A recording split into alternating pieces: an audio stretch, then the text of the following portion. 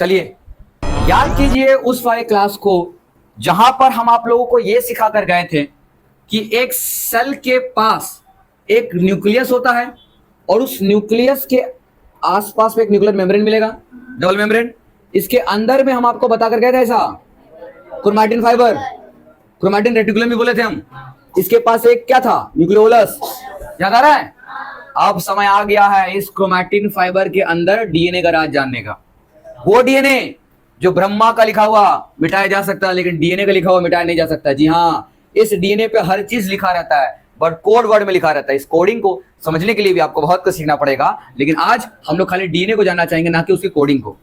ठीक है, आइए डीएनए को समझते हैं। सुनिएगा, पहले ये समझो आखिर ऐसा क्या जरूरत पड़ता है कि ये चीज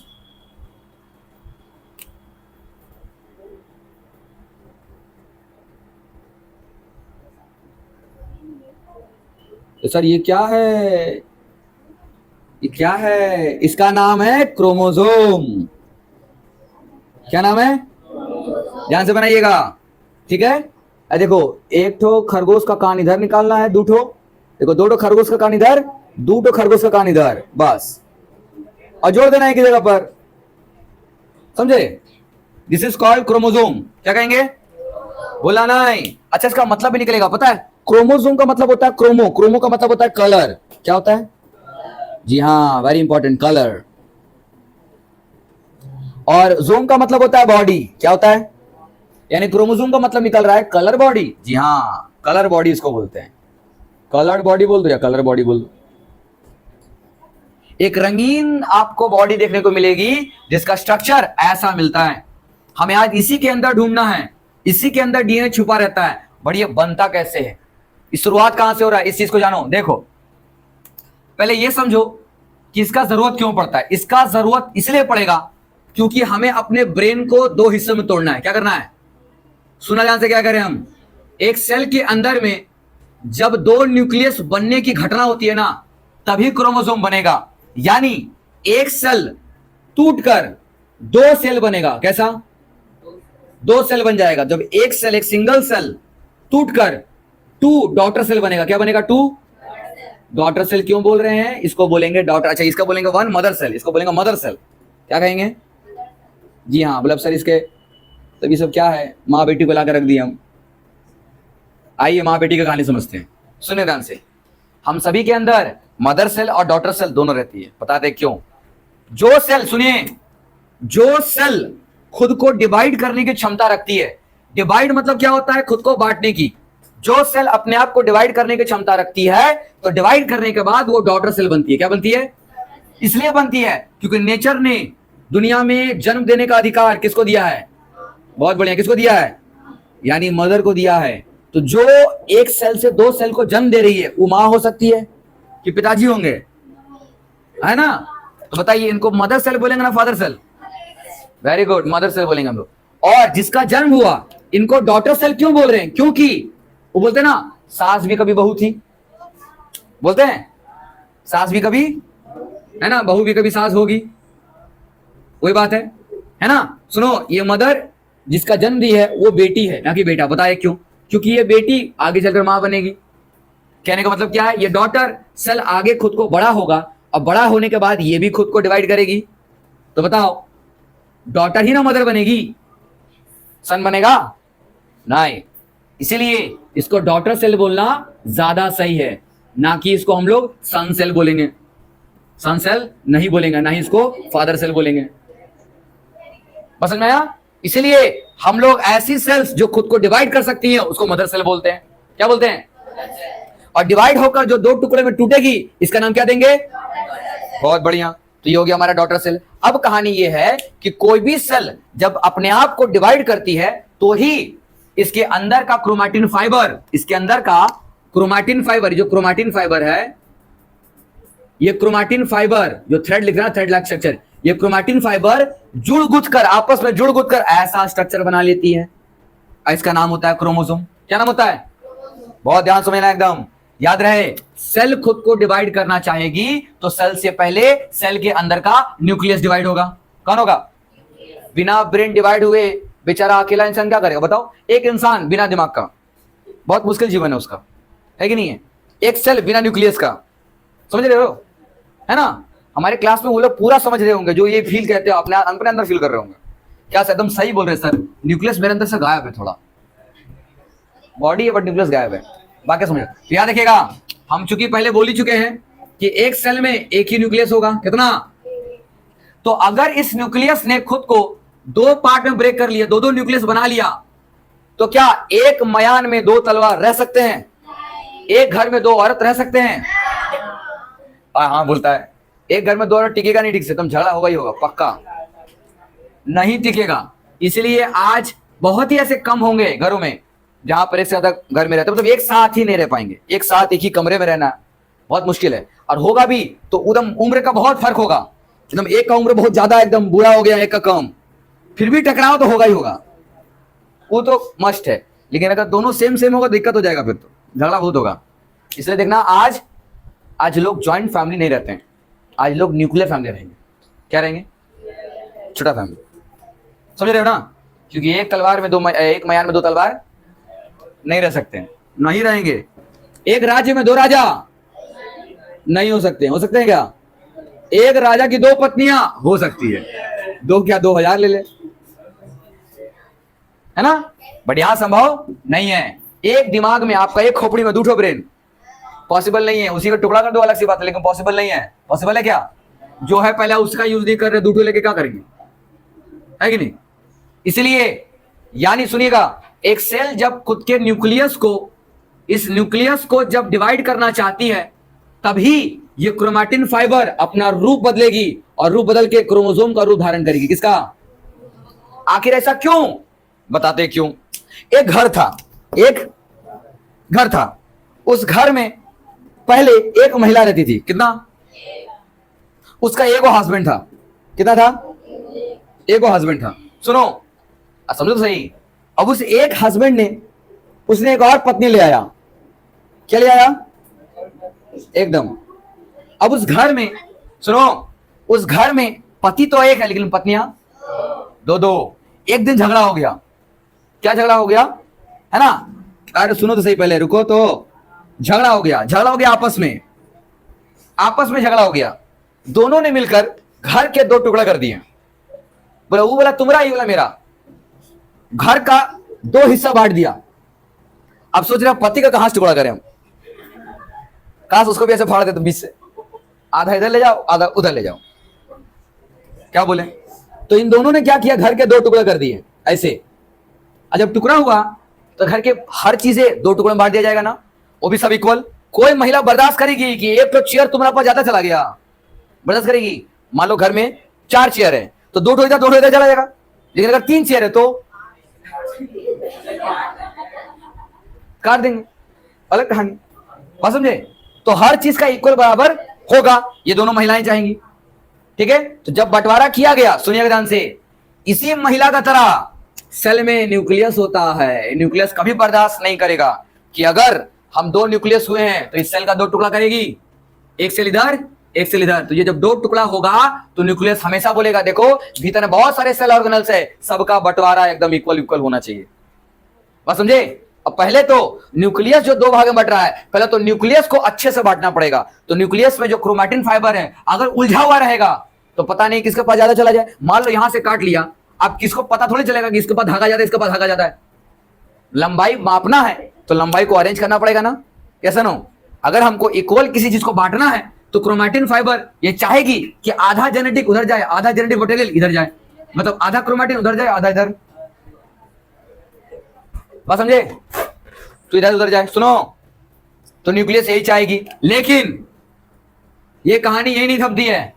तो समझ में आया सेल्स को कि इस चीज को करने के लिए, क्रोमैटिन फाइबर को इक्वल इक्वल बांटने के लिए पहले जितना भी जो धागा है उलझा हुआ है उसको पहले सुलझाओ। तो जैसे इस धागे को सुलझाया गया, सुलझाने के बाद स्ट्रक्चर का नाम बन गया क्रोमोसोम। क्या बन गया? यानी जैसे कभी क्या होगा बता रहे हैं, पतंग कितने लोगों ने उड़ाया है या उड़ाते हुए देखा है? देखा, सभी लोग देखा होगा। उसके साथ आप लोग पतंग, सुनो, अगर पतंग आसमान में है, सुनो, पतंग आसमान में है और मान लो आप किसी को काटना चाहते हो तो पतंग को बहुत सारा धागा नीचे उतार दोगे, सब उलझ जाएगा, हाँ या ना? उस धागे को सुलझाने के लिए आप किसका मदद लेते हो? क्या बोलते हैं उसको, लटाई का, लटाई बोलते हैं ना, वो जो लपेटता है, जिसमें लपेटते किसमें है, मांझे को जिसको लपेट रहे होते हैं, उसका स्ट्रक्चर कैसा होता है, लड़ाई से होता है ना, उसमें लपेटते हैं। तो उसमें लपेटने से क्या जो धागा है वो सुलझ जाएगा ना उलझेगा, यानी उलझा हुआ चीज सुलझ जाएगा ना। तो जिस तरह से मांझे को सुलझाने के लिए हम लोग लटाई का मदद लेते हैं ना, सजा देते हैं ना गोल से, उसी तरीके से क्रोमैटिन फाइबर को सुलझाने के लिए हम लोग क्रोमोसोम का मदद लेते हैं। किसका लेते हैं, बिल्कुल सही।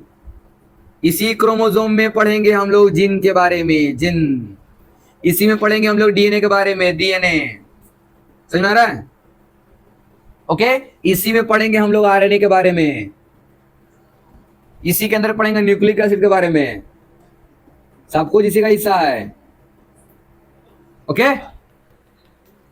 आगे बढ़े। तो क्रोमैटिन फाइबर को आपस में पहले जुड़ गुथ कर, आपस में जुड़ गुथ करके सुलझा कर क्या बन जाता है, वो क्रोमोसोम क्या बनता है, यही क्रोमोसोम का डिवीजन होता है।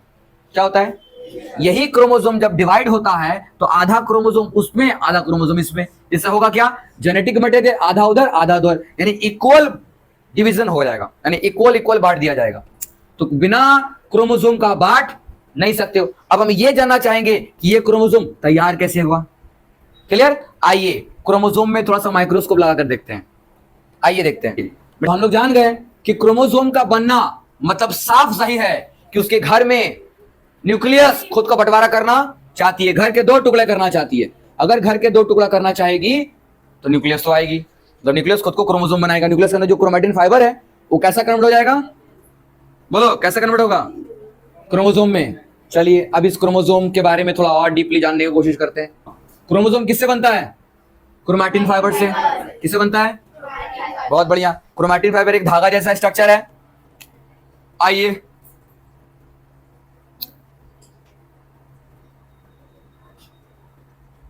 बना दिया, बन गया क्रोमोसोम। आइए यहां एक तो माइक्रोस्कोप लगा रहे हैं, ठीक है, ये एक तो माइक्रोस्कोप का लेंस लगा दिया, समझ लो। यहां एक तो माइक्रोस्कोप लगा दिया हम। माइक्रोस्कोप लगाने के बाद मुझे इसमें दिखाई दिया धागा जैसा, क्या दिखाई दिया, धागा जैसा दिखाई दिया, क्या दिया। और जब धागा जैसा दिखाई दिया इसको और जूम किए तो हमको धीरे धीरे धीरे धीरे सांप जैसा दिखना स्टार्ट हो गया, ऐसे ऐसे ऐसे ऐसे। रुको तो सही, तो बढ़िया से बनाने दो पहले। हा, क्या बात, क्या बात, बन गया।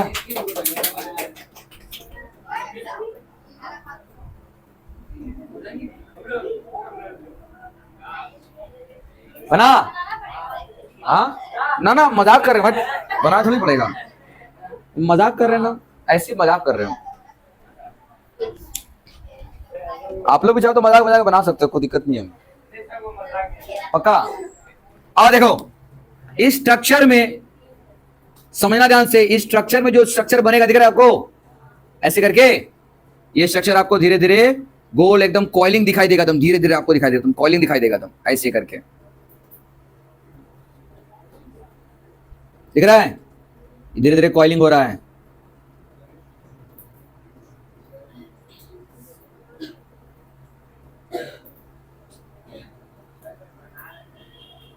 ठीक है, अब इसके अंदर सुनो, हम यहां दिखा दे रहे हैं आप लोग को, इसके अंदर में ऐसे बहुत सारे गोले गोले गोले गोले आपको दिखेंगे, इसको नाम बता देंगे हम, टेंशन मत लो।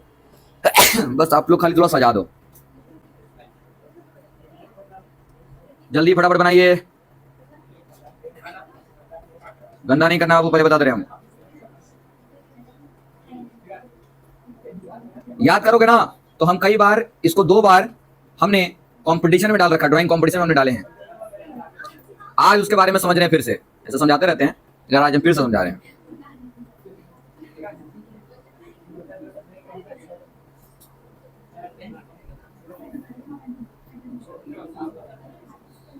सब लोग जल्दी बनाइएगा और नहीं तो दिक्कत हो जाएगा। वो देख लो, हम लोग एक धागा को जूम करने किए, उसके अंदर कितना कुछ निकल गया।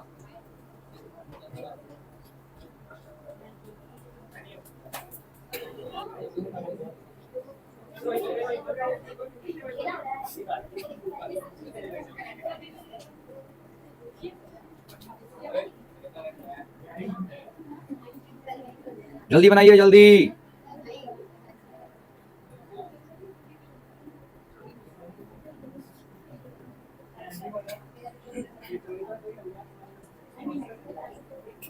देख रहे हो?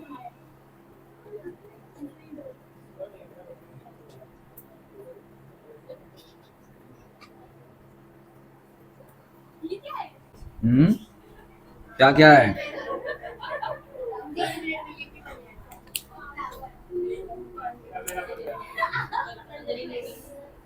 सब लोग ध्यान से बनाइएगा।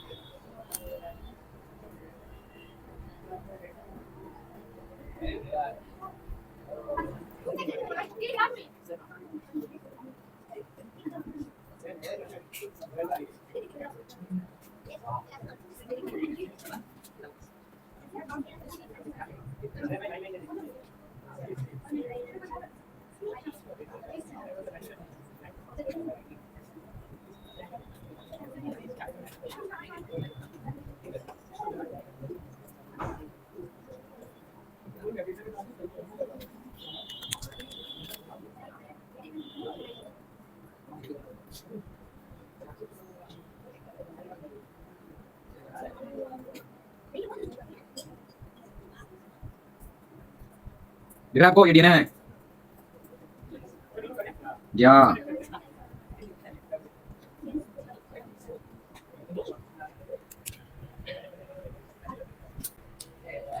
तो इसका नाम है क्रोमोसोम। क्या नाम है? बोलना है। इसका नाम है क्रोमोसोम। इस क्रोमोसोम में जो हमको मिला, ये क्या मिला हमको? क्रोमैटिन फाइबर है। ये क्रोमैटिन फाइबर के अंदर ही हम लोग जूम कर रहे हैं। जूम किए हैं तो हमको ऐसा स्ट्रक्चर देखने को मिला। इसका सब बता रहे हैं हम, सबका भी नाम बता रहे हैं हम धीरे धीरे। हो गया? चलिए ड्रॉप द पेन। अब पहले पेन ड्रॉप करो, पहले देख लो उसके बाद दिखना, बाकी आप लिखना बाद में। अब drop the pen, pen drop करो ध्यान से। यहाँ देखो साक्षी, हमने पेन ड्रॉप करा, इसका मतलब आप पेंसिल उठा के लिखो। पेंसिल से लिख रही है सर, बोले तो बोलेंगे पेंसिल है सर, हमने पेन रखने बोला था। यहाँ देखो, ये क्रोमोसोम जो आपको दिख रहा है, इस क्रोमोसोम का भी अपना एक स्ट्रक्चर है। सुनो ध्यान से, ये क्रोमोसोम का जो बीच वाला एरिया दिख रहा है, इसका नाम है सेंट्रोमियर। क्या नाम है? बहुत बढ़िया। ये सेंट्रोमियर वो जगह है जिससे आपको यह पता चलेगा कि यहां पर जो 4 कान निकला हुआ है ना, ये 4 कान, सुनो ध्यान से, ये 4 कान को जिस तरीके से दिखा रहे हैं आपको, ये ऐसे एक ठो है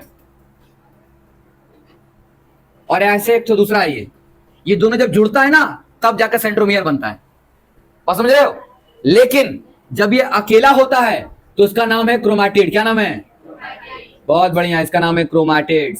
यानी एक क्रोमोसोम में 2 क्रोमैटिड होते हैं। कितने? बहुत बढ़िया। और याद रहे, सुनो ध्यान से, और चूंकि ये दोनों क्रोमैटिड एक ही क्रोमोसोम के हैं, किसके? तो दोनों एक ही क्रोमोसोम के हैं, मतलब इसको बोलेंगे, दोनों को बोलेंगे सिस्टर क्रोमैटिड। क्या बोलेंगे? बहुत बढ़िया, दोनों बहनें आपस में। This is called sister chromatid. क्या बोलेंगे? सिस्टर क्रोमैटिड क्यों बोल रहे हैं? क्योंकि एक ही क्रोमोसोम के दोनों क्रोमैटिड हैं। यानी क्रोमोसोम क्रोमैटिड से मिलकर बनता है। किससे मिलकर बनता है? और क्रोमोसोम को अगर हम डीपली गए, उसका सेंटर पॉइंट का नाम क्या है? सेंट्रोमियर। क्या नाम है? बहुत बढ़िया। और अगर हम लोग क्रोमोसोम के भीतर जाने की कोशिश किए तो क्रोमैटिन फाइबर से जुड़ा गुथा हुआ हमको एक स्ट्रक्चर मिलेगा जिसका नाम है, एकदम ये देख रहे हो, एकदम सांप जैसी रेखाएं मिलती है। एकदम किसकी? सांप जैसी रेखाएं मिलती है। अब ये कहानी क्या है, इसको समझने के लिए हम यहां से स्टार्ट कर रहे हैं। कहां से? सुनना, लिखना बाद में। अभी ये है डीएनए स्ट्रैंड। क्या ये? जी हाँ, इसको बोलेंगे डीएनए स्ट्रैंड, बोलेंगे डीएनए स्ट्रैंड। अच्छा, स्ट्रैंड क्यों बोलते हैं? स्ट्रैंड मतलब होता है सीढ़ी जैसा। कैसा? सीढ़ी जैसा होगा, इसलिए इसको बोलते हैं स्ट्रैंड। कैसा बोलते हैं? अच्छा, कभी आपने ऐसा सीढ़ी देखा है, एक ही तो मतलब एक है और दूसरा वाला बांस गायब है? देखे हो कभी? नहीं ना। सुना ध्यान से, अगर एक ही बांस लगा हो तो हम लोग बोलेंगे सिंगल स्ट्रैंड। क्या बोलेंगे? ये बांस का ही बोलते हैं स्ट्रैंड, इसी को बोलते हैं स्ट्रैंड। ये बांस को बोलते हैं स्ट्रैंड। समझ में आ रहा है? लेकिन गौर करना, एक डीएनए में एक नहीं 2 होता है। कितना होता है? एकदम सीढ़ी जैसा। तो चूंकि इसके अंदर में कितना स्ट्रैंड है, दो दो, कितना है, तो बताओ इसको क्या बोलेंगे, डबल स्ट्रैंड। क्या बोलेंगे, यानी अभी थोड़ा देर पहले जो हम लिखे गए थे ना डीएस, डबल स्ट्रैंड के बारे में, उसी के बारे में है। तो डीएनए क्या, डीएनए क्या है यहाँ पर, डबल स्ट्रैंड। कैसा ये, और बताओ जो सिंगल स्ट्रैंड का होगा, गौर करना, उसका नाम आरएनए होगा। क्या होगा, आरएनए सिंगल स्ट्रैंड का होता है, यानी उसके पास एक तो बांस गायब रहता है। सीढ़ी जैसा होता है, बिल्कुल सीढ़ी जैसा। आपका डीएनए बिल्कुल ऐसा। हमने क्या किया, इसको खाली उलझा हुआ था, सुलझा के सीधा करके लिख दिया है। तो हमने इसी डीएनए को मुड़ा हुआ था ना, उसको सीधा करके लिख दिया। तो सीधा करके क्या दिख रहा है हमको, यार सीढ़ी जैसा दिख रहा है ना, पूरा दिख रहा है सीढ़ी जैसा है। ये सीढ़ी वाले जैसा स्ट्रक्चर को हम लोग बोलते हैं डबल स्ट्रैंड डीएनए। क्या बोलेंगे, और इसी डबल स्ट्रैंड को शॉर्ट में हम लोग लिखते हैं डीएस। क्या लिखते हैं, तो बोलते हैं डीएस डीएनए, मतलब क्या, डबल स्ट्रैंड डीएनए। कैसा है, और सिंगल स्ट्रैंड किसका होता है, आरएनए का। किसका होता है, तो बोलेंगे इसको सिंगल स्ट्रैंड आरएनए, यानी इसके पास आरएनए पहले सिंगल स्ट्रैंड का था और डीएनए डबल था। और डीएनए धागा जैसा है। कैसा, ये एक ऐसा धागा, गौर करोगे, एक ऐसा धागा। पहली बात तो आपका डीएनए और आरएनए जिससे बना हुआ है उसको बोलते हैं न्यूक्लिक एसिड। क्या बोलते हैं, वेरी वेरी इंपॉर्टेंट। डीएनए और आरएनए ये दोनों दुनिया में, पूरी दुनिया, पूरी संसार में न्यूक्लिक एसिड मात्र दो हैं। कितने हैं, क्यों नाम पड़ा इसका न्यूक्लिक एसिड, बता रहे हैं क्योंकि डीएनए एक एसिड मॉलिक्यूल है। डीएनए कैसा है, एक एसिड मॉलिक्यूल है, और ये एसिड मॉलिक्यूल प्रेजेंट कहां रहता है, सेल के न्यूक्लियस में। कहां रहता है, तो बताओ वो एसिड जो न्यूक्लियस में प्रेजेंट हो उसको न्यूक्लिक एसिड नहीं बोलेंगे तो क्या बोलेंगे, बोलेंगे ना, इसलिए इसको क्या बोलते हैं, न्यूक्लिक एसिड। और न्यूक्लिक एसिड कितना तरह का होता है दुनिया में, ओनली टू, ओनली एक डीएनए दूसरा, एक डीएनए दूसरा। अब ये जो डीएनए का स्ट्रैंड है एक रस्सी की तरह है। इस रस्सी की तरह आप ऐसा समझो कि अगर मेरे पास पल भर के लिए मान लो कि अगर मान लो ये पल भर के ऐसे मेरा धागा है, पूरा डीएनए एकदम ऐसे है, सुनो डबल स्ट्रैंड है, आखिरी वार्निंग, किसी को भी हम दे सकते हैं, पता नहीं क्या करेंगे फिर, संभल के रहिए। दिख रहा है ये कहां पर है, वाइब्रेट हो रहा है ना, क्यों हो रहा है, ओ अच्छा हवा कर, चलो सुनिए। तो हम क्या किए, इसी सीढ़ी को हम ले लिए, इस सीढ़ी को ले लिए, और इस सीढ़ी में हम कर रहेगा, इस सीढ़ी है, इस सीढ़ी में जब डीएनए से क्रोमोसोम बनता है तो बनने के लिए क्या होता है, इस सीढ़ी में एक प्रोटीन आकर गिरेगी, एकदम दिमाग से प्रोटीन आकर गिरेगी। कौन सा प्रोटीन, एक बड़ा सा मॉलिक्यूल होगा, प्रोटीन आकर गिरेगी, और गिरेगी, गिरते के साथ ये डीएनए क्या करेगा, इसको रैप कर लेगा। क्या कर लेगा, ऐसे कर लिया, रैप कर लिया। रैप करते के साथ इसने प्रोटीन को बांध दिया। क्या किया, जैसे प्रोटीन को बांध दिया ना, तो हम लोग उसको बोलते हैं बीड्स लाइक स्ट्रक्चर। बीड्स मतलब होता है जैसे आपके सामने बटन होता है, बिल्कुल वैसा, उसको बोलते हैं बीड्स। तो ऐसे बांध लिया, और ऐसे करते करते टोटल, अच्छा इस प्रोटीन का नाम है, इस प्रोटीन का नाम है हिस्टोन प्रोटीन। क्या नाम है, जी हाँ, इसके आजू बाजू में ऐसे कई सारे हिस्टोन प्रोटीन रहेंगे जो डीएनए पे आकर के आते हैं, इसका नाम है हिस्टोन प्रोटीन। क्या नाम है, हिस्टोन प्रोटीन, बोलना नहीं, वेरी वेरी इंपॉर्टेंट। क्या नाम है इसका, हिस्टोन प्रोटीन नाम है। ओके, तो हिस्टोन प्रोटीन ने क्या किया, डीएनए इसको क्या किया, रैप किया। देख लो ध्यान से, डीएनए ने हिस्टोन प्रोटीन को रस्सी की तरह एक पैसा रैप किया, रैप किया, रैप करके ऐसे ऐसे टोटल 8 हिस्टोन प्रोटीन को रैप करेगा, सिंगल सिंगल। कितना, 8, कितना, रैप करने के बाद 8 करेगा। मेरे पास तो अभी 3-4 ही हम कर पाएंगे, समझ में आ रहा है, ऐसे करते करते 8 करेगा। कितना, तो बताओ अगर 4 8 अगर हम कर दिए तो बताओ, अगर मान लो 4 सामने रख दिए, 4 आपको सामने दिख रहा है, मतलब 4 पीछे है, 4 क्या है, तो बताओ टोटल कितना हिस्टोन प्रोटीन होंगे, 8। जब भी 8 हिस्टोन प्रोटीन बनाता है तो 8 हिस्टोन प्रोटीन बनाने के बाद एक ग्रुप बना लेता है। क्या बना लेता है, उस ग्रुप का नाम है न्यूक्लियोसोम। क्या नाम है, very very important again, nucleosome के अंदर में टोटल 8 हिस्टोन प्रोटीन होता है। कितना, तो इस 8 हिस्टोन प्रोटीन को हम लोग याद करोगे, 8 वर्ड को हम लोग लैटिन शब्द में ओक्टा बोलते हैं। क्या कहते हैं, इसीलिए न्यूक्लियोसोम को हम लोग ऑक्टामर भी बोलते हैं। क्या बोलते हैं, ऑक्टामर, मतलब ऑक्टामर स्ट्रक्चर दिखता है, स्ट्रक्चर का नाम है ऑक्टामर स्ट्रक्चर। किसका होता है, न्यूक्लियोसोम का होता है। और ये न्यूक्लियोसोम कितना है, यहाँ पर 4 सामने दिख रहा है, तो 4 कहां है, पीछे भी है, यानी इसके पास टोटल 8 हिस्टोन प्रोटीन है। कितने, 8 हिस्टोन प्रोटीन है इसके पास, 8 हिस्टोन प्रोटीन। क्लियर, तो 8 हिस्टोन प्रोटीन मिलाकर क्या बनता है, एक न्यूक्लियोसोम। कितना बनता है, ऐसे कई सारे न्यूक्लियोसोम का जब ग्रुप बन जाता है तो ये न्यूक्लियोसोम आपस में ही एकदम आपस में ही कॉइलिंग करना स्टार्ट, जैसे सांप होता है ना, सांप ऐसे कॉइलिंग करती है, ऐसी कॉइलिंग करके अगर ये ऐसे लंबा बन गया है, सब मान लो कि यहाँ पे बीड्स बन चुका है, उसको क्या करेगी, कॉइलिंग करेगी। क्या करेगी, बताओ, लेंथ छोटा हो जाएगा ना, लेंथ क्या होगा, और कॉइलिंग करेगी। तो बता धीरे धीरे मोटाई बढ़ रहा है ना, और छोटा करेगी। ऐसे करते करते तक ये तब तक करेगी जब तक कि एक स्ट्रक्चर कुछ 4 फुलझड़ी वाला स्ट्रक्चर, मतलब ऐसे क्रोमोसोम वाला स्ट्रक्चर ना बन जाए। और समझ रहे हो, यहां से न्यूक्लियोसोम एकदम क्रोमोसोम स्ट्रक्चर ऐसा बन जाएगा। यही न्यूक्लियोसोम आपस में घूम घूम कर कॉइलिंग करेगी, तो उसके बाद स्ट्रक्चर बनाएगी सोलेनॉइड। क्या बनाएगी, सोलेनॉइड। किसको बोलते हैं, एक रॉड ले लो, एक पेन ले लो, उस पेन में बहुत सारा ऐसा धागा लपेट दो, बन जाएगा सोलेनॉइड। क्या बन जाएगा, बिल्कुल सही। तो यहां पर इतनी बार धागा को लपेटा जाता है, इतनी बार डीएनए को हिस्टोन प्रोटीन के साथ लपेटा जाता है कि इतना मोटा होता चला जाता है कि धीरे धीरे इसको बोलना स्टार्ट कर देते हैं हम लोग सुपर सोलेनॉइड। क्या बोलते हैं, बिल्कुल सही, सुपर सोलेनॉइड। पहले आता है सिर्फ सोलेनॉइड, पहले आएगा धीरे धीरे, पहले सोलेनॉइड आएगा, सोलेनॉइड स्ट्रक्चर। यही सब हिस्टोन प्रोटीन है। तो डीएनए हिस्टोन प्रोटीन के साथ बाइंड करके न्यूक्लियोसोम बनाता है, न्यूक्लियोसोम आपस में बाइंड करके सोलेनॉइड बनाता है, सोलेनॉइड से सुपर सोलेनॉइड, और लास्ट में क्रोमैटिड एंड देन क्रोमोसोम। पहले क्रोमैटिड तैयार होगा, फिर आपस में जुड़ करके क्रोमोसोम बन जाएगा। कहां जुड़ेगा, 2 क्रोमैटिड जिस जगह पर जुड़ते हैं उसका नाम क्या है, सेंट्रोमियर। करेक्ट, क्या नाम है। अब ये कहानी यहां अधूरा है, क्योंकि डीएनए का स्ट्रक्चर में बहुत कुछ बात है। इस डीएनए के स्ट्रैंड को समझना पड़ेगा आपको। गौर कीजिएगा, इस डीएनए में जो इसका स्ट्रैंड है ना, स्ट्रैंड, जो स्ट्रैंड दिख रहा है, डीएनए का अपना एक यूनिट है। जैसे हमारे बॉडी का यूनिट क्या था, सेल। दीवार का यूनिट क्या है, ईंट, है ना। एक फूलों की माला का यूनिट क्या, एक फूल। तो उस तरह से डीएनए का भी यूनिट है। डीएनए जिससे बनता है उस केमिकल का नाम है, पूरा नाम बता रहे हैं हम। पहले आप न्यूक्लियोटाइड लिखो। जी हाँ, न्यूक्लियोटाइड। न्यूक्लियोटाइड के अंदर में 2 चीज होता है, 2 नहीं 3 बोलेंगे हम। आप पहले भी आसान समझो, पैसा अभी वो मिटाना पड़ेगा हमको नहीं तो। This is the unit of DNA.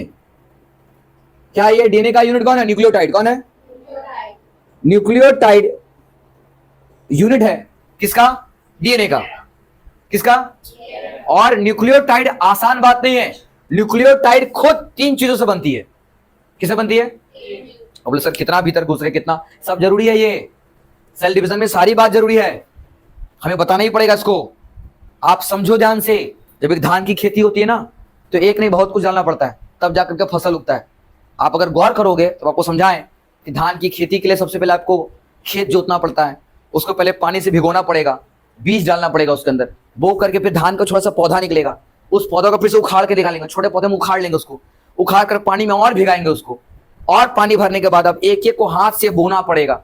उसके बाद फिर धीरे धीरे वो फसल पकेगा, पकने के बाद उसकी कटाई होगी, कटाई के बाद धुनाई होगी, धुनाई के बाद उसका बीज बाहर निकलेगा, बीज बाहर निकलने के बाद उसके छिलके को हटाना पड़ेगा, छिलके को हटाने के बाद उसको बोरा में भराएगा, बोरा में भरने के बाद उसको मार्केट में भेजेंगे, मार्केट में बिकेगा, बिकने के बाद किसी दुकान में खुलेगा, किसी दुकान में खुलने के बाद में वो दुकान में आपको किलो में लेगा, 2 किलो मिलेगा। अब जाकर वो घर में जाएगा, घर में जाकर वो चावल धुलेगा, धुलने के बाद फिर हड़िया में चढ़ेगा, उसके बाद पकेगा। अब पकाने का बहुत तरीका है ना, पकाने में अगर राजमा बना लो या फिर फ्राइड राइस बना लो या बिरयानी बना लो, उसमें मसाला डालो, अलग अलग कहानी, प्रोसेस है। शुरुआत कहां से हुई, एकदम खेत से, लंबा प्रोसेस है। हम लोग जानते हैं तो आसान लगता है, बिल्कुल सारा लाइन टू लाइन याद रहता है, लेकिन वैसे ही इसका भी प्रोसेस है। पहले डीएनए होगा, लेकिन डीएनए से पहले न्यूक्लियोटाइड होगा, न्यूक्लियोटाइड से डीएनए बनता है। न्यूक्लियोटाइड खुद 3 चीज से बन रही होती है, न्यूक्लियोटाइड का खुद 3 चीज से बना होता है, जिसमें से उसका स्टैंड अलग से बनेगा, 2 स्टैंड बनने के लिए अलग कहानी है, और ये बीच में इसका नाम है नाइट्रोजन बेस। क्या नाम है, बताएंगे हम आपको, देखते जाओ, खाली समझो। हम कहाँ जगह दे, जगह ही नहीं बन रहा मेरे पास कि आपको अच्छा से बता पाए, ड्रॉ कर पाए बढ़िया से। किसको श्री बता दें हम, श्री बनाना ही पड़ेगा हमको, श्री बनाने के लिए तो हमको काम है। अच्छा कोशिश करते हैं हम। अच्छा इस डबल स्टैंडर्ड डीएनए को हम थोड़ा सा बड़ा करके बना रहे हैं, देखो ये देखो, हम इसी को थोड़ा बड़ा कर रहे हैं, गौर कीजिएगा। देखिए हम कह रहे हैं आपको कि अगर हमारे पास ये जो है स्ट्रैंड, क्या ये, लेकिन इस स्ट्रैंड को बनाने के लिए हमें चाहिए 2 केमिकल की जरूरत, 2 केमिकल चाहिए हमें। वो कहते हैं ना कि हमें खिचड़ी बनाने के लिए 2 चीज चाहिए, एक चावल और एक दाल, कंपलसरी है ना। वैसे ही इस स्ट्रैंड को बनाने के लिए भी हमको 2 चीज चाहिए, वो भी कंपलसरी। पहला आपको चाहिए पेंटोज शुगर। क्या चाहिए, पहला कंपोनेंट पेंटोज शुगर। दूसरा चाहिए फॉस्फेट ग्रुप। क्या चाहिए, बहुत बढ़िया, फॉस्फेट ग्रुप चाहिए। समझे, ये 2 चीज से मिलकर स्ट्रैंड तैयार होती है। क्या होती है, अब इस फॉस्फेट ग्रुप से देखो ऐसा दो स्ट्रैंड तैयार कर गया। अब इन दोनों स्ट्रैंड को जोड़ना है, दोनों स्ट्रैंड को हमको जोड़ना है सीढ़ी की तरह। जोड़ने के लिए हमें चाहिए नाइट्रोजन बेस का हेल्प। नाइट्रोजन बेस तीसरा कंपोनेंट है, नाइट्रोजन बेस तीसरा कंपोनेंट है। ऐसे ऐसे करके बैठा रहेगा, ऐसे ऐसे करके, समझ रहे हो? ऐसे ऐसे करके बैठा रहेगा, बिल्कुल ऐसे। ये है नाइट्रोजन बेस। क्या ये नाइट्रोजन बेस नाम है इसका। अब ये कहानी उसकी है, वो अच्छे लोग समझ में नहीं आता, चलो सर खो जाता है बैठकर, इसलिए हर तार खोल कर सिखा रहे हैं हम। हर तार को बारीकी से समझो, कोई दिक्कत आ रहा हमसे पूछ लो, हम समझा देंगे दोबारा, लेकिन बारीकी से समझो। सबकी सीक्वेंस एकदम लाइन टू लाइन कहानी है, एकदम समझो ध्यान से। पहले देख रहे हो क्या क्या बना, क्रोमोसोम में देख रहे हो, डीएनए से प्रोटीन, डीएनए में प्रोटीन चुना, हिस्टोन प्रोटीन जोड़कर न्यूक्लियोसोम बना, न्यूक्लियोसोम कॉइलिंग करके सोलेनॉइड, फिर सुपर सोलेनॉइड, फिर क्रोमोसोम। अब जा रहे डीएनए के अंदर घुस रहे हैं हम लोग। जब डीएनए के अंदर घुसे तो पता चला डीएनए बनता है न्यूक्लियोटाइड से। किससे बन रहा है? और मुझे पता चला न्यूक्लियोटाइड दो चीज से बनता है, तीन चीज से बनता है। कितना? तीन चीज, एक पेंटोज शुगर, दूसरा फॉस्फेट ग्रुप और तीसरा नाइट्रोजन बेस। तीसरा तो पहला पेंटोज शुगर, दूसरा और तीसरा बोला नहीं, पहला पेंटोज शुगर, दूसरा और तीसरा। बहुत बढ़िया, पहला और दूसरा और तीसरा, इन तीनों को मिला देंगे तो क्या बनेगा? बहुत बढ़िया, इन तीनों को मिला क्या बनेगा? यानी nucleotide equals to nitrogen, nucleotide equals to pentose sugar plus phosphate group plus nitrogen base. Formula बन जाएगा। तो चलो हम लोग क्या ऐसा लिख सकते हैं, आइए लिख के दिखाते हैं। हमने कहा कि न्यूक्लियोटाइड तीन चीज से बनेगा। न्यूक्लियोटाइड इक्वल्स टू, हम फॉर्मूला बना रहे हैं, क्या लिखा हमने? हमने लिखा पेंटोज शुगर, याद देखना, हमने लिखा pentose sugar, pentose sugar plus phosphate group, plus phosphate group plus nitrogen base. क्या बना? जी हाँ, इन तीनों को जब जोड़ देंगे तो हमारा तैयार हो गया डीएनए का यूनिट। समझे? हमारा डीएनए का यूनिट तैयार हो गया। डीएनए का यूनिट कौन है? न्यूक्लियोटाइड। कौन है? और न्यूक्लियोटाइड खुद तीन चीजें बनता है। बनता है, बिल्कुल सही। जैसे हम आप लोग को बताए होंगे, एटम, एटम इलेक्ट्रॉन, प्रोटॉन और न्यूट्रॉन से मिलकर बनती है। बनती है, बिल्कुल सही। लेकिन हम लोग पूरी मैटर का जो यूनिट बात करते हैं वो किसको बोलते हैं? एटम को बोलते हैं ना, इलेक्ट्रॉन, प्रोटॉन, न्यूट्रॉन को बोलते हैं, एटम को बोलते हैं ना। इसीलिए इसको यूनिट नहीं बोलेंगे हम लोग, बल्कि यूनिट बोलेंगे न्यूक्लियोटाइड को। जैसे एटम के बारे में बात कर रहे हैं तो phosphate sugar, sorry pentose sugar, phosphate group और नाइट्रोजन बेस, इन तीनों को जोड़ देंगे तो बन जाएगा न्यूक्लियोटाइड। क्या बन जाएगा? एक और खास बात ये होता है कि अगर हम लोग इस पेंटोज शुगर, ध्यान रखना, अगर हम लोग इस पेंटोज शुगर और इस नाइट्रोजन बेस, इन दोनों को अगर हम लोग एक साथ नाम दे, जोड़कर बोले, दोनों को एक साथ बोलना चाहे तो इन दोनों को मिलाकर बनता है न्यूक्लियोसाइड। क्या बनता है? छोटा करने का कोशिश कर रहे हैं, ठीक है। हमने कहा कि, ध्यान देखो, हमने कहा, इस जगह थोड़ा मिटा रहे हैं, हमने कहा कि जो न्यूक्लियोटाइड है वो तीन चीज से बनती है, बिल्कुल सही है। लेकिन पेंटोज शुगर और नाइट्रोजन बेस को अगर हम साथ में बोलना चाहेंगे तो हम उसको बोल सकते हैं न्यूक्लियोसाइड। क्या बोलेंगे? देखो छोटा सा फर्क है, एक है टाइड, एक है साइड, है ना, एक है टाइड, एक है side.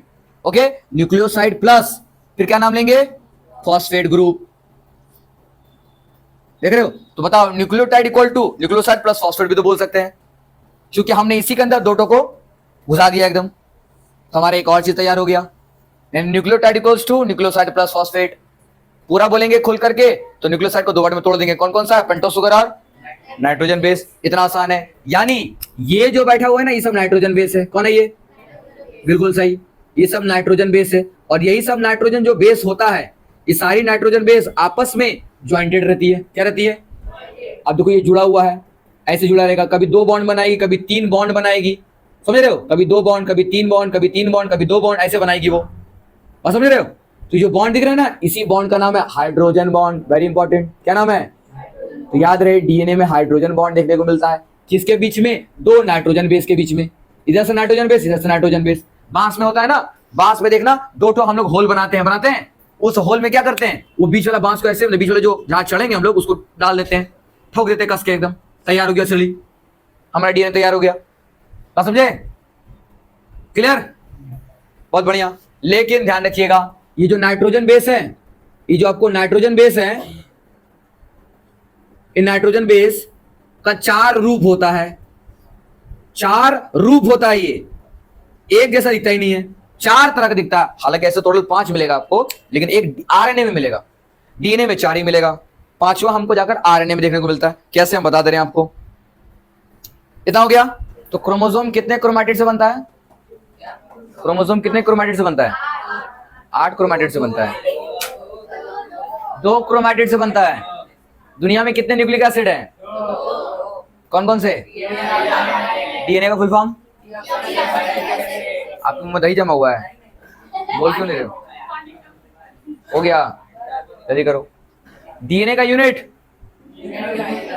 Nucleotide. Very good. Nucleotide कितने जिससे बना है? 3 से। कौन कौन सा? बहुत बढ़िया। ओके। डीएनए पर जो प्रोटीन जुड़ता है उसका नाम हिस्टोन प्रोटीन है ना?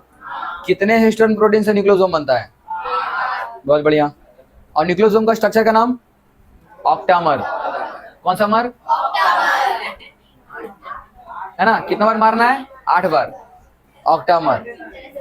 आपको समझा दे रहे हम, एक क्रोमोसोम में या क्रोमैटिन फाइबर में डीएनए और हिस्टोन प्रोटीन की मात्रा अलग अलग होती है, जिसमें से सबसे ज्यादा मात्रा प्रोटीन की मिलती है। जैसे क्रोमोसोम का जो सबसे अंदरूनी पार्ट जो बन रहा है, ये जो पूरा तैयार हो रहा है, उसमें हमको मिल रहा है एक हिस्टोन प्रोटीन और एक मिल रहा है डीएनए।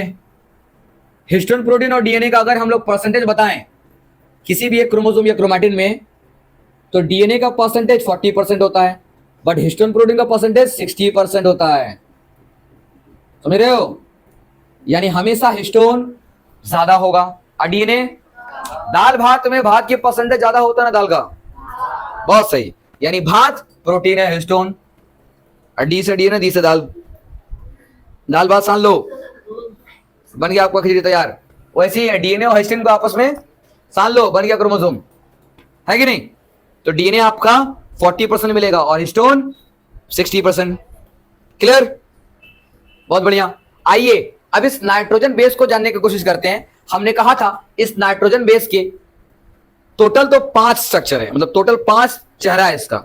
नाइट्रोजन बेस को बुक्स वगैरह में देखना नाइट्रोजेनस बेस बोलता है। नाइट्रोजेनस एक ही मतलब है, कोई फर्क नहीं है। जिसमें नाइट्रोजन प्रेजेंट हो वो नाइट्रोजन बेस या नाइट्रोजेनस बेस, एक ही बात है। सुनना ध्यान से, नाइट्रोजेनस बेस में 5 बनाना 5 चेहरे हैं। कितना? 2 लड़कों का है, 2 लड़कियां का है। एक लड़के का ग्रुप का नाम है प्यूरिन। क्या नाम है? तो प्यूरिन एक बॉयज का ग्रुप का नाम है। आप समझ लो, समझने के लिए आसान है, ठीक है। और दूसरा हम लोग बोलेंगे पिरिमिडीन्स। क्या बोलेंगे? बिल्कुल सही, पिरिमिडीन्स। क्लियर? क्या बोलेंगे?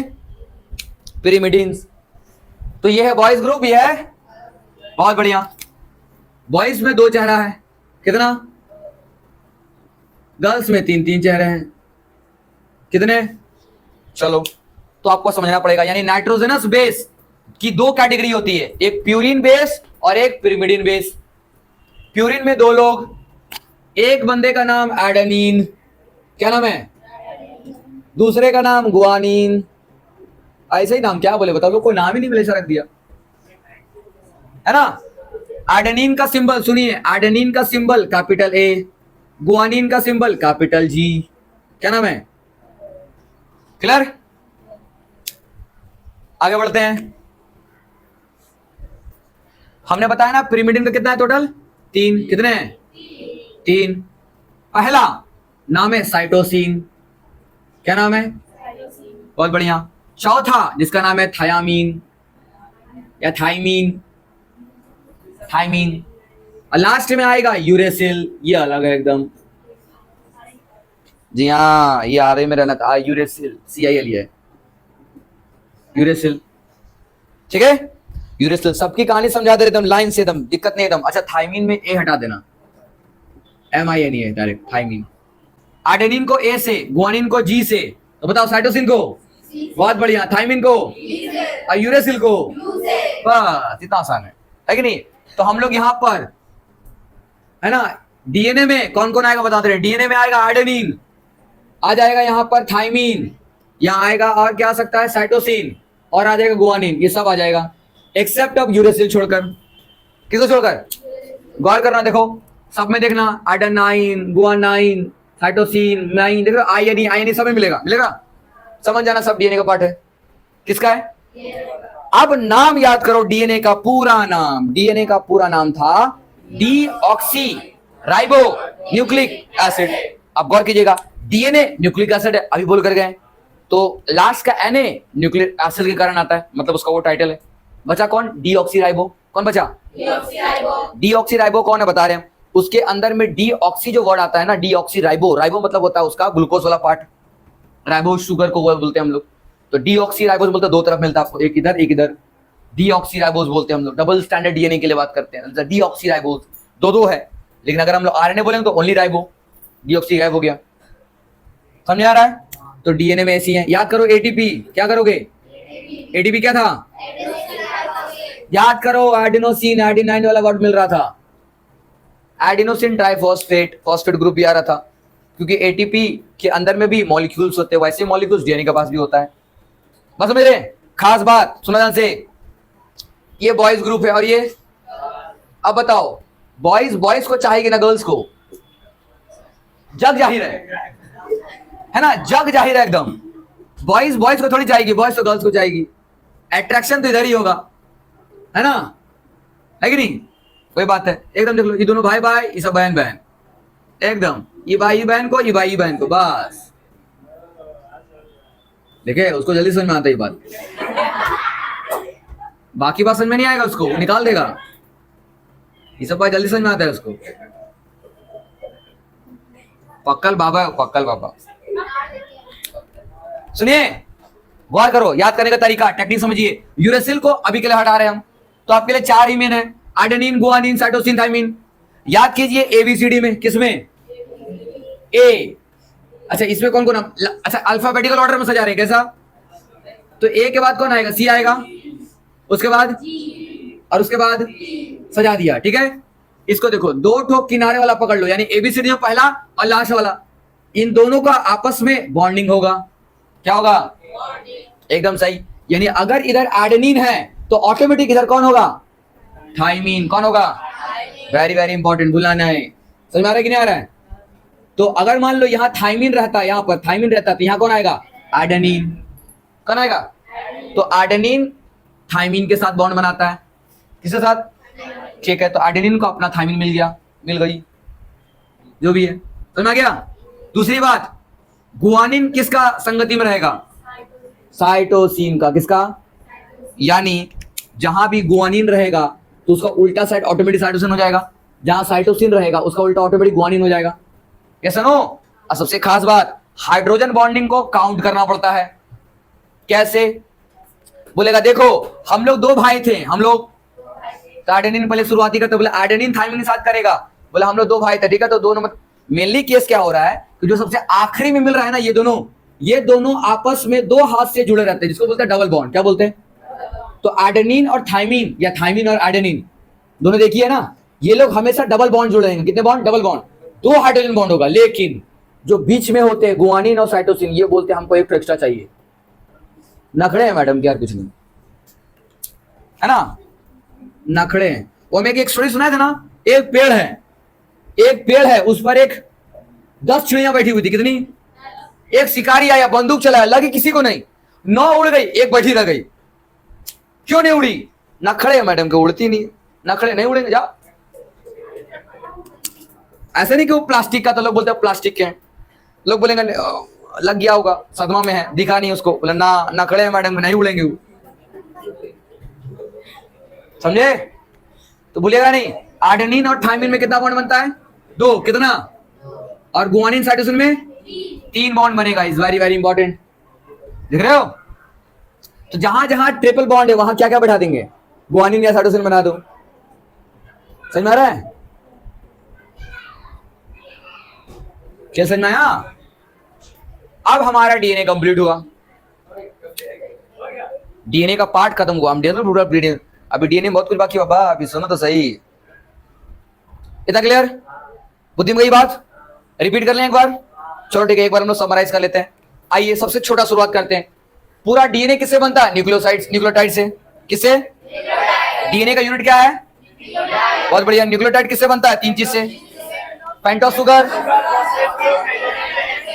3 चीज से बनेगा, बहुत बढ़िया। दूसरी बात, नाइट्रोजन बेस कितना तरह का होता है? 2 ठो, एक प्यूरिन, पिरिमिडिन। कितना भाई है लोग? 2 ठो। इसमें बहुत बढ़िया। पहले आर्डेनिन और इधर गुआनिन। वो किसका बेस है? ये प्यूरिन वाला। पिरिमिडिन कौन कौन मिलेंगे? साइटोसिन और थाइमिन। लास्ट में यूरेसिल।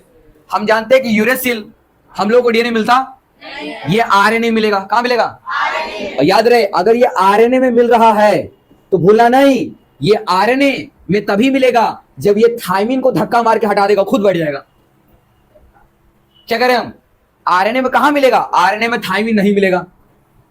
आरएनए में थाइमिन को धक्का मार के हटा के खुद बढ़ जाएगा। तो यूरेसिल आरएनए में थाइमिन का जगह ले लेता है। किसका? समझ में आ रहा है? तो आरएनए में थाइमिन देखने को नहीं मिलेगा और डीएनए में यूरेसिल। और समझे? अब देखो, गौर करने वाली बात है, एबीसीडी में सबसे आखिरी में कौन है? यू। कौन है? अब यू आएगा, बोलेगा देखो एडेनिन सबसे शुरू में, वो तो कंबाइन करेगा सबसे आखिरी वाला में। अब जब हम आ गए हैं तो तुम काहे को हो? तुम हटो, अब हम रहेंगे, हम पावरफुल है। समझे? तो ये बन जाएगा आरएनए में। तो आरएनए में यूरेसिल होता है, तो कौन नहीं होता है? थाइमिन। थाइमिन की जगह पे कौन आ जाता है? बहुत बढ़िया। क्लियर? क्लियर हुआ? अब हम आपको बताते हैं, सुनिए, नेक्स्ट कहानी अच्छा पूरा कंप्लीट कर लेंगे, समराइज कर ले रहे हैं हम लोग। तो नाइट्रोजन बेस हमारे पास 4 मिल गया, मिला ना? आर्डेनिन किसके साथ जुड़ेगा? थाइमिन। और गुआनिन साइटोसिन के साथ। तो डबल बॉन्ड किसके बीच में काम करेगा? आर्डेनिन और थाइमिन के बीच में। और गुआनिन साइटो के बीच में ट्रिपल बॉन्ड। बोला नहीं है कि नहीं? चलो, इतना कुछ तो बन गया। हिस्टोन प्रोटीन को कौन बाइंड करती है? डीएनए। और 8 हिस्टोन प्रोटीन को बाइंड करके क्या बनेगा? न्यूक्लियोसोम बनेगा। 4 सामने दिखाएं, 4 पीछे होगा। और कई सारे न्यूक्लियोसोम को बाइंड करके सोलेनॉइड, और सोलेनॉइड से, बस इतना आसान तो है। दुनिया में हर एनिमल, हर प्लांट में, उसके सेल्स के अंदर इस क्रोमोसोम का नंबर फिक्स होता है। जी हां, ये क्रोमोसोम का नंबर फिक्स होता है एकदम। हर एनिमल में अलग अलग होगा, स्पीसीज में अलग अलग होगा, बट एक ही प्रजाति के जगह में वो सब सेम होगा। जैसे ह्यूमन में 46 क्रोमोसोम होता है, एकदम फिक्स है। कितना होता है? 46 क्रोमोसोम फिक्स है एकदम। सबके जितने भी यहां पर जितने लोग इनको महसूस हो रहा है कि यहाँ ह्यूमन के कैटेगरी में नहीं आता, उनके अंदर नहीं होगा। जिनको लगता है कि हम भी ह्यूमन हैं, तो उसके पास 46 क्रोमोसोम ही मिलेगा। तो क्रोमोसोम का नंबर फिक्स होता है, भूलना नहीं। कितना होता है? फिक्स होता है, भूलना नहीं एकदम। क्या? एक सेल में? जी हाँ, एक सेल में। अब बोलोगे सर, एक सेल में अगर 46 है, दूसरा वाला 46 होगा, ऐसे काउंट करोगे? नहीं, सबको हम लोग कॉमन काउंट करते हैं। यानी एक सेल में 46 है, तो उसी का कॉपी है दूसरा सेल, उसी का कॉपी है तीसरा सेल, सब तो एक ही सेल है। समझ में आ रहा है? इसलिए ओवरऑल कॉमन निकालोगे ना तो 46 ही काउंट करेंगे। गोरिल्ला जानते हो? गोरिल्ला पिटाएगा ये लोग, बेचारा जो है नहीं उसका मजाक उड़ा रहा है। बताओ,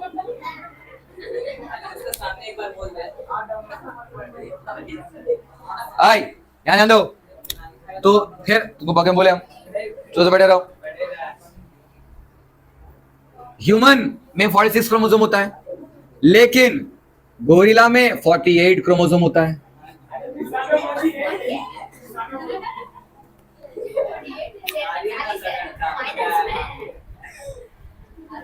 कुछ ऐसे पौधे भी हैं, सभी पौधों का अपना अपना जो जीवित है सबके अंदर क्रोमोसोम होगा।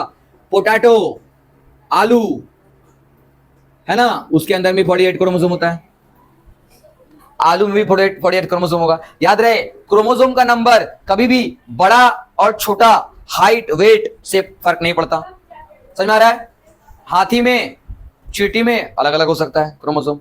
जरूरी नहीं है कि अगर कोई बड़ा होगा स्ट्रक्चर तो उसके पास ज्यादा क्रोमोसोम होगा, इसका कोई जरूरी नहीं है। देखो, एक चूहा में, माउस में, एक माउस में आपको 40 क्रोमोसोम मिलेगा।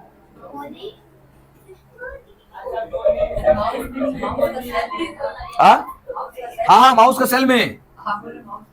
अरे वो माउस के सेल मेनली तो हम उसी बात करें ना। हम यहाँ अगर पोटैटो बोल रहे तो क्या आलू मिल रहा है? आलू का साल मिलेगा। या गोरिल्ला बोले क्या गोरिल्ला मिल रहा है? गोरिल्ला का साल मिलेगा, जिससे गोरिल्ला तैयार है। समझ में आ रहा है? बिल्कुल। सारी गोरिल्ला का स्पीसीज में 48 मिलेगा। सारी आलू के प्रजाति में आपको 48 क्रोमोसोम मिलेगा। सारी आपको तरीके से माउस में आपको 40 क्रोमोसोम मिलेगा। और हाँ, जो लोग आप लोग खाते हो ना चिकन, है ना? सुनो, चिकन में आपको 78 क्रोमोसोम मिलता है। आई, इसका मतलब ये नहीं कि चिकन खाकर क्रोमोसोम बढ़ाएंगे। चिकन खाने से वो क्रोमोसोम नहीं मिलेगा, वो बाय बर्थ होता है।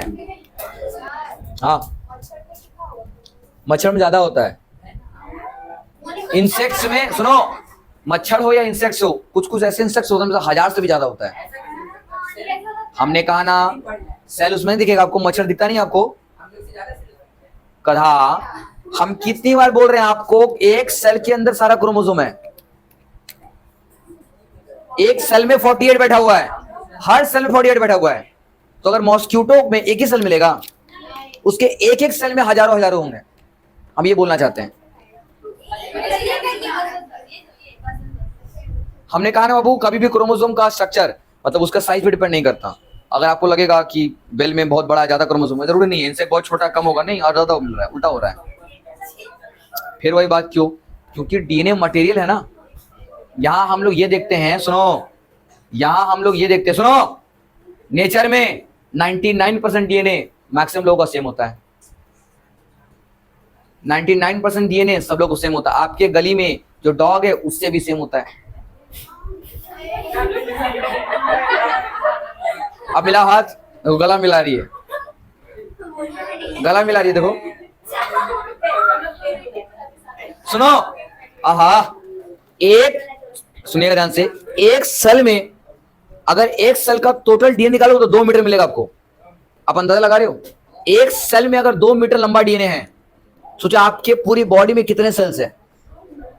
उसी 2 मीटर डीएनए को कॉइलिंग करके क्रोमोसोम के अंदर बैठा रहता है, तब तो इतना मोटा होता है।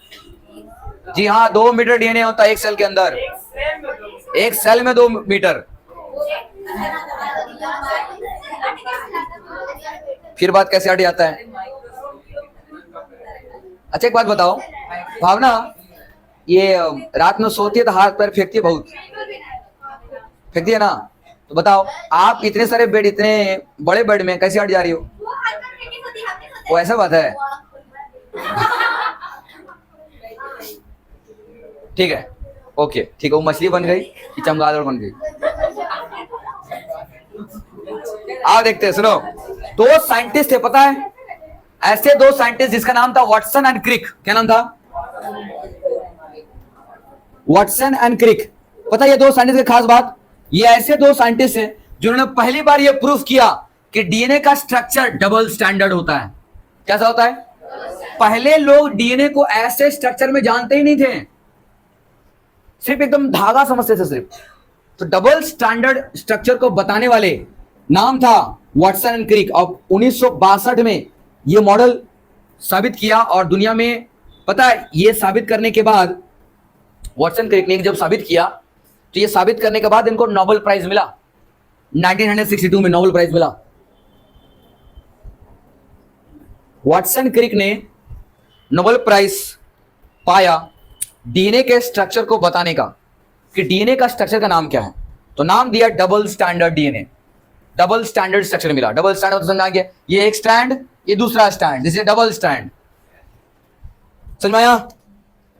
हाँ, लेकिन ये मत समझ लेना कि डीएनए का खोज भी यही किए थे। नहीं, डीएनए का खोज इससे 9 साल पहले हो चुका था, 1953 में।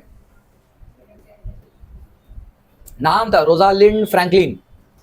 नाम था Rosalind Franklin. Rosalind Franklin, DNA का खोज करने वाले, डीएनए का सबसे पहले स्टडी करने वाले रोजालिंड फ्रैंकलिन। ये 1953 में ही डीएनए का खोज कर चुके थे। ठीक है? तो फर्स्ट टाइम जो स्टडी किए, डिस्कवरी किया, वो था रोजालिंड फ्रैंकलिन। क्रोमोसोम का स्टडी करने वाले, क्रोमोसोम का खोज करने वाले थे फ्लेमिंग, वॉल्टर फ्लेमिंग। क्रोमोसोम का स्टडी करके, मतलब क्रोमोसोम का डिस्कवरी है ना, वो डिस्कवर द क्रोमोसोम। तो क्रोमोसोम का डिस्कवरी करने वाले थे कौन थे? Walter Fleming. क्या नाम बोलोगे? तो उसको वॉल्टर या फिर डब्ल्यू फ्लेमिंग, या सिर्फ फ्लेमिंग बोलते थे लोग। फ्लेमिंग टाइटल खाली याद रखो, फ्लेमिंग नहीं किया था।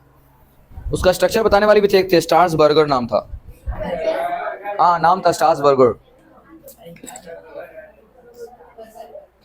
हम शायद स्ट्रासबर्गर का नाम पहले भी लिए हैं, आप लोगों ने पहले भी लिया इसका नाम। बायोलॉजी में, बायो में एक बहुत बड़ा यूनिक बात होता है, थोड़ा मॉडिफाई कर रहे हैं, सुनिए ध्यान से। बायोलॉजी में देखता कोई और है, खोज कोई और करता है, अवार्ड कोई और लेकर चला जाता है। जैसे सबसे पहले देखकर बताने वाले थे स्ट्रासबर्गर, क्रोमोसोम को नाम देने वाले थे वॉल्डेयर, फ्लेमिंग। तो क्रोमोसोम का नाम दिया था फ्लेमिंग ने, बट अगर डिस्कवरी बोलोगे, खोज बोलोगे, तो वो तो मिलना चाहिए स्ट्रासबर्गर को। एग्जैक्टली, स्ट्रासबर्गर लिख लो यह नाम, स्ट्रासबर्गर। हाँ एकदम। ये कहानी आज से 1875 की है। सबसे पहले देखने वाले यही थे क्रोमोसोम का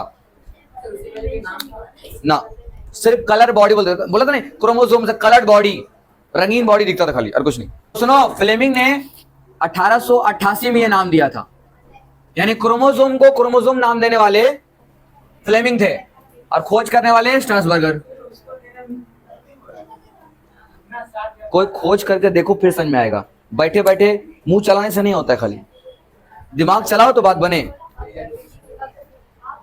उसने कुछ तो खोजा, अब क्या खोजा बताओ? तो खुद को नहीं ढूंढ पाया, चला घूम, पहले खुद को खोज लो। अच्छा, लास्ट हम खाली आपको जिन के बारे में बोल के चले जा रहे हैं। जिन, चिराग वाला जिन नहीं, पता चला घिसा एकदम, जो हुकुमा का। हाँ बताओ, वही जिन एकदम काट लेगा, तो यहाँ काटा, जो हुकुमा का, बताओ कहां काटा। सुनिए, जिन किसको बोलते हैं? जिन का मतलब समझना पहले। जिन का मतलब होता है, सुनो, एक ऐसा गुण, एक ऐसा क्वालिटी, एक ऐसा कैरेक्टरिस्टिक्स, एक ऐसा फीचर, जो कोई भी कैरेक्टरिस्टिक्स जो आपके अंदर मौजूद है उसको जो रिप्रेजेंट करे, वो जिन कहलाता है। यानी हम अगर आपको समझाएं तो हमने अभी बोला ना आपको कि डीएनए में आपका इंफॉर्मेशन लिखा रहता है। क्या लिखा रहता है? आपका बालों का रंग कैसा होगा, डीएनए पे लिखा हुआ है। आपका स्किन का कलर कैसा होगा, डीएनए पे लिखा हुआ है। आपका हाइट कितना होगा, डीएनए पे लिखा हुआ है। आपको किस उम्र में जाकर कौन सी भयानक बीमारी हो सकती है, डीएनए पे लिखा हुआ है। किस चीज से आपको एलर्जी हो सकता है, वो भी डीएनए पे लिखा हुआ है। आपकी मृत्यु कब होगी, ये भी डीएनए पे लिखा हुआ है। आप कितने नंबर ऑफ सेल्स जन्म दे सकते हो अपने अंदर, वो भी डीएनए पे लिखा हुआ है। लेकिन डीएनए पे ये नहीं लिखा हुआ है कि आप कब सक्सेस होगे। डीएनए पे ये नहीं लिखा हुआ है कि आप कौन सा काम करोगे जीवन में, वो आपका कर्म है। समझ में आया? तो डीएनए मॉलिक्यूल बहुत कुछ है। सुनो, तो डीएनए का वो हिस्सा, डीएनए का वो हिस्सा जो किसी इंफॉर्मेशन को बताए, क्या बताए? जैसे हम आपको समझा रहे हैं, मान लिया जाए कि मेरे पास ये क्या है, कॉपी के पन्ने, इतने सारे बुक के पन्ने है ना, दिख रहे हैं। मान लो पल भर के लिए पूरा बुक के पन्ने सारा का सारा डीएनए है। क्या ये एक ही डीएनए है? और डीएनए की इतनी सारी इंफॉर्मेशन है। समझ ना, डीएनए का अगर मान लो मैं ऐसे कर खोल रहे, कोई ऐसा ब्लॉक खोल रहे, मान लो ऐसा, हम ऐसा खोल रहे, ठीक है, जैसे ऐसी खोलिए, बताओ उसके पास। तो इस पेज में अगर गौर से देखोगे तो क्या इस पेज में हर जगह पर इंफॉर्मेशन लिखा हुआ है? कुछ कुछ जगह खाली भी है ना। तो डीएनए में हर जगह पर इंफॉर्मेशन हो ये जरूरी नहीं है। कुछ कुछ जगह ब्लैंक होगा, एकदम कोई इंफॉर्मेशन नहीं है। समझ में आ रहा है? कुछ कुछ जगहों पर ब्लैंक होगा, ये रिपीट वर्ड होगा। तो डीएनए के हर जगहों पर इंफॉर्मेशन नहीं मिलती है। जिस तरह से बुक के हर कोने पर इंफॉर्मेशन नहीं मिल रही है। यहां लिखा हुआ है लेकिन यहां खाली है, यहां लिखा हुआ है लेकिन यहां खाली है। समझ में आ रहा है?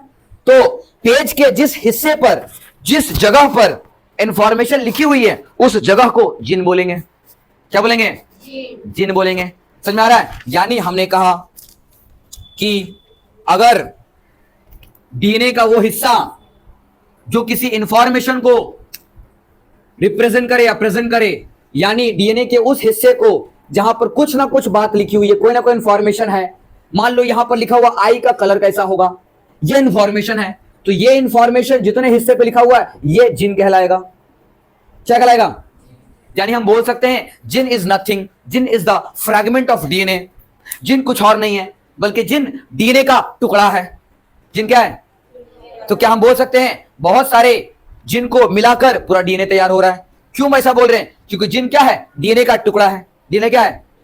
तो बहुत सारे छोटे छोटे डीएनए के टुकड़े को जोड़ देंगे तो एक बड़ा डीएनए बनेगा। बनेगा? और आपको पता नहीं है एक ह्यूमन में लगभग लगभग 30,000 से भी ऊपर, 30 से 40,000, 30 से 40,000, लेकिन लगभग 30,000 ज्यादा माना जाता है, लगभग 30,000 जीन्स मिलते हैं। क्या मिलते हैं? जीन्स। एक नहीं, बहुत सारे हैं। पहनने वाला जीन्स नहीं, डीएनए वाला जीन, जिस पर आपकी कैरेक्टर्स लिखी हुई हैं, हर चीज लिखा हुआ है। बात समझे? आपको किस बीमारी से खतरा है ज्यादा वो बता सकता है। आपके बालों का रंग से लेकर आपके कान का साइज, आपके चेहरे का मुखमंडल, हर एक चीज वो बताता है डीएनए। डीएनए का स्टडी करना आसान नहीं है। एक बार 1990 की कहानी है। कब की? 1990 में बहुत सारे साइंटिस्ट लोगों ने डीएनए के बारे में जब इतना स्टडी हो रहा था, तो 1962 तक तो हो चुका था नोबेल प्राइज। डीएनए पर जब घुसकर स्टडी करने की कोशिश किए तो बोला डीएनए को स्टडी करने के लिए एक नाम बनाया। डीएनए को स्टडी इसलिए करना है क्योंकि जीन है उसके ऊपर, उस जीन को पढ़ना है। और जीन को पढ़ने के लिए पूरा डीएनए छान मारना पड़ेगा। जीन के स्टडी करने के लिए नाम बनाया जीनोम प्रोजेक्ट। क्या बनाया? कब बनाया? 1990 में। कब बनाया? ये जीनोम प्रोजेक्ट खत्म हुआ 2003 में। कब हुआ? टोटल 13 साल तक, 13 साल तक बहुत सारे साइंटिस्ट लोग लगे रहे, रोज काम कर रहे थे। किस बात को जानने के लिए? इस पूरी डीएनए पर जो जिन बैठा हुआ है, वो जिन कितनी इंफॉर्मेशन वो रखती है। जब पता किया तो डीएनए एकदम, मतलब जितने साइंटिस्ट थे वो माथा पीट रहे, एकदम इतना बड़ा इंफॉर्मेशन रखे कहां, कंप्यूटर में स्टोर नहीं हो पा रहा है। अब समझा रहे कैसे, बता रहे एक ह्यूमन के अंदर से कितना इंफॉर्मेशन निकला, समझा रहे हम। अगर आपके पास एक किताब का एक पेज, कितना? एक पेज में अगर वर्ड गिने तो एक पेज में अगर हम वर्ड गिनेंगे तो उसमें कितना होगा? 100-150 वर्ड होगा। कितना होगा? लाइन से लिखेंगे, बिना गैप छोड़े, एकदम लाइन से, एकदम कोई भी डायग्राम नहीं मिलेगा, सब लाइन से लिखेंगे। 100-150 वर्ड, 200 वर्ड मिलेगा, ये मिलेगा ना? मिलेगा ना? इतना बड़ा पन्ना लो कि एक पेज में 1000 वर्ड अट जाए, कितना? तो अगर एक पेज 1000 वर्ड को अटा सकता है, वर्ड, अल्फाबेट नहीं, वर्ड को अटा सकता है, तो ऐसा पेज, एक क्या काम ने, एक पेज में 1000 वर्ड, एक पेज में 1000 वर्ड का एक पेज बना। और एक ऐसा पेज टोटल 1000 पेज, 1000 पेज का एक किताब, 1000 पेज का एक किताब जब तैयार हुआ, सुनो ध्यान से, हमने क्या कहा? एक पेज में 1000 वर्ड होना चाहिए। कितना होना चाहिए? और ऐसा पेज 1000 पेज का एक किताब होना चाहिए, 1000 पेज का एक किताब होना चाहिए। और ऐसा किताब 3300 बुक होना चाहिए। तब जाकर हमारे पूरे जिन यानी पूरे डीएनए का स्टडी करके उसमें रखा जा सकता है। बस इतना ही इंफॉर्मेशन है, बस इतना सही है। बस समझ रहे हो? आपको समझाने के लिए हम सब समझा के गए, समझ में आया? इतना छोटू सा जीने, खाली छोटू सा डीएनए, बस 2 मीटर तो डीएनए है। और याद रहे, अगर आप ये सोच रहे हो कि सेल में हम सब सेल का सारा लिखे इंफॉर्मेशन, नहीं, एक सेल का, एक सेल में जो एक डीएनए है उस एक डीएनए का निकाले हैं 2 मीटर। और यही डीएनए हमारे हर सेल्स में कॉपी है। क्या है? यानी अगर एक सेल का एक डीएनए स्टडी कर लिए तो सारा सेल का स्टडी कर लिए। समझ में आ रहा है? तो आप ध्यान रख लो, यही बात होती है। इसलिए पूरी पृथ्वी पर मैक्सिमम चीजों में मात्र 1% डीएनए का सब में अलग अलग होता है। ये 1% डीएनए आपको बहुत अलग बना सकती है, क्योंकि 1-2 मीटर डीएनए का 1% बहुत ज्यादा होता है। बहुत लंबा लेंथ आएगा ना, उस लंबी लेंथ पर कितनी सारी जीन आ जाएगी। 46 क्रोमोसोम है, उस 46 क्रोमोसोम, हमारे पास जो 46 क्रोमोसोम है उसमें total number of gene 30,000 genes मिलते हैं लगभग। ठीक है? इसका स्टडी क्या करने के लिए जीनोम प्रोजेक्ट तैयार किया गया था 1990 में, और 2003 में जाके खत्म हुआ। और उसकी पूरी स्टडी करने के बाद जो हमको डेटा मिला उसको हम लोग कोडोन्स बोले थे। इसकी कहानी है बट अभी नहीं है। हम बोले ना हम बह जाएंगे, अगर हमको नहीं रोके ना तो बह जाएंगे, हम घुस जाएंगे क्लास 12 में एकदम, बिकॉज इसकी पूरी कहानी क्लास 12 में है। इस जीनोम प्रोजेक्ट में क्या क्या हुआ, क्या मिला नहीं मिला, इसकी पूरी कहानी क्लास 12 में है, बट अब अभी नहीं बोलना चाहते हैं। वहां फिंगर प्रिंटिंग सिखाएंगे, कैसे क्रिमिनल्स लोग फिंगर प्रिंटिंग का यूज करते हैं, तो कैसे जो डॉक्टर लोग या फिर जो हॉस्पिटल में किसी का भी फिंगर प्रिंट लेकर के फॉरेंसिक लैब में उसको पता कर लेते हैं। डीएनए में हर चीज है। आपके सर के बाल से लेकर पैर के नाखून तक आपका डीएनए निकाला जा सकता है। और अगर आपका डीएनए मिल गया और उस डीएनए का स्टडी कर लिया हमने, उस डीएनए से आपका पूरा चेहरा तैयार कर लेंगे। इतनी ताकत रखती है डीएनए, क्योंकि डीएनए में सारा इंफॉर्मेशन है। लेकिन डीएनए को स्टडी करना आसान नहीं होता, खर्च होते हैं। एक क्या नाम है, एक मध्य मुंबई में एक डॉक्टर है। हाँ, हम क्योंकि इसका पहले बताए भी हैं। मुंबई में एक डॉक्टर है, शुगर स्पेशलिस्ट है, वो डायबिटीज स्पेशलिस्ट आप कह लो, तो डायबिटीज पेशेंट को देखते हैं। उनका मतलब इलाज करने का तरीका बड़ा अलग है। वो अगर कोई पेशेंट आता है ना, वो एक ही पेशेंट पकड़ेंगे बट जड़ से इलाज करेंगे। डायबिटीज का इलाज कोई नहीं करता, लेकिन वो करते हैं। फॉरेन कंट्री से बहुत जगहों से अलग अलग स्टडी करके वो पढ़ के रखे, वो सब काम करते हैं। तो स्टडी करने का तरीका क्या है इलाज करने का, वो पहले क्या करते हैं, पूरा डीएनए स्टडी करवाते हैं। अब डीएनए स्टडी करने में खर्च आता है, लाखों का खर्च आता है, बट जड़ से खत्म कर देगा। स्टडी करेंगे डीएनए में, डीएनए को परखेंगे, डीएनए को पढ़ा जाएगा और डीएनए से पूछा जाएगा, बताओ डायबिटीज वाला बीमारी डीएनए की किस जगह पर मौजूद है। उस जगह पर हम ऐसा केमिकल्स दें कि उस बीमारी को डीएनए से हटा दें, बॉडी से नहीं डीएनए से हटा दें। एक बार जड़ से हटा देंगे, बॉडी में गायब। ये टेक्निक है। आने वाले समय में लोगों का बीमारी ऐसे ही होगा। अभी तो और डेवलप हो गया, अभी आया बायोटेक्नोलॉजी। इतना पावरफुल है बायोटेक्नोलॉजी कि टेक्नोलॉजी का इस्तेमाल बायोलॉजी को जोड़ करके इतना मजबूत तरीके से किया गया है कि आने वाली दुनिया में अगर बायोटेक्नोलॉजी बहुत बढ़ गया तो डॉक्टर आपको मेडिसिन नहीं देगा। डॉक्टर आपको बोलेगा, अच्छा ये बीमारी है, ये लो मूली खा लेना, ये लो बैंगन खा लेना एक ठो। बिकॉज आने वाले समय में बायोटेक्नोलॉजी को बढ़ावा मिल गया तो समझो कि दवाइयां फलों या सब्जियों के अंदर तैयार होगा। फॉरेन कंट्री में एक इंसान था जिसको टमाटर खाना पसंद था बट लाल रंग पसंद नहीं था। बायोटेक्नोलॉजी के हेल्प से उसने ब्रिंजल का पर्पल कलर टमाटर में डाल दिया, टमाटर का डीएनए से उड़ा दिया लाल रंग। अब टमाटर पर्पल हो रहा है, उसको खाने में इंटरेस्ट आ रहा है। Problem solve. ये डेमो था, डेमो। ऐसा बहुत कुछ है जो बायोटेक्नोलॉजी में पॉसिबल है, समझे। तो हर चीज का दुनिया है। हम ऐसे नहीं कहते, साइंस का ब्रांच बहुत बड़ा है।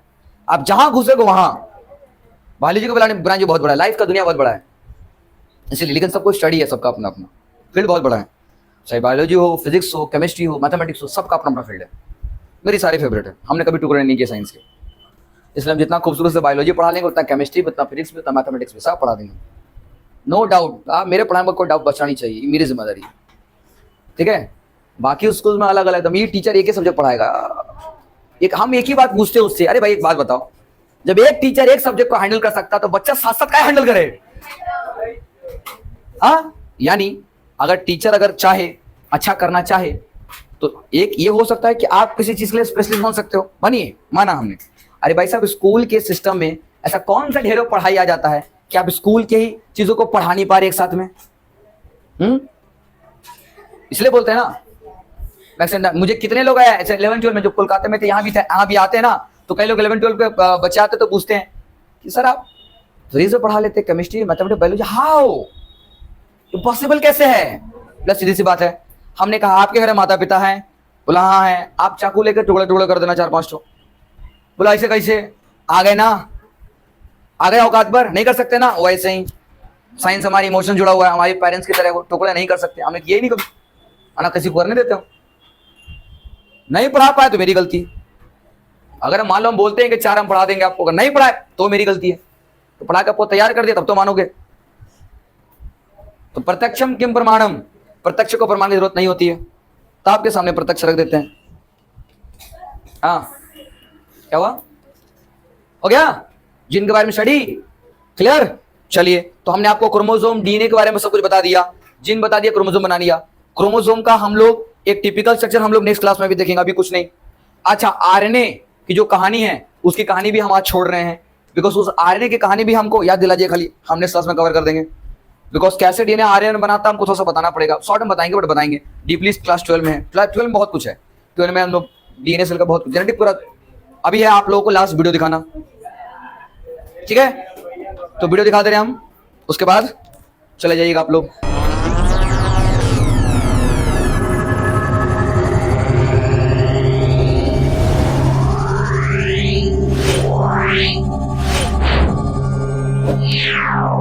Yeah.